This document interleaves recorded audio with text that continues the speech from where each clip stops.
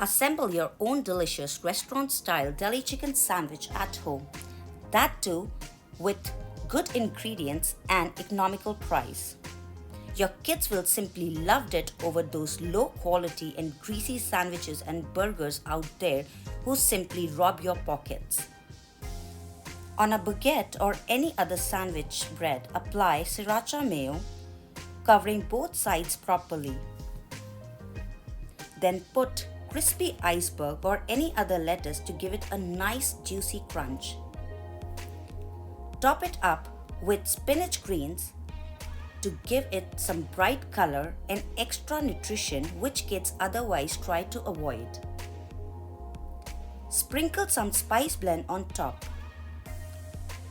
Now place deli chicken slices, fold it in half and place it at an angle one by one. It simply looks appealing and more appetizing. Don't forget to sprinkle some more seasoning salt on top of it. Then place 2 slices of cheddar cheese or any other cheese.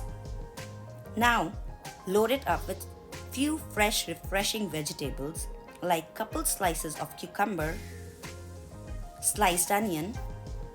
Spice it up with few pickled jalapeno pepper and banana pepper.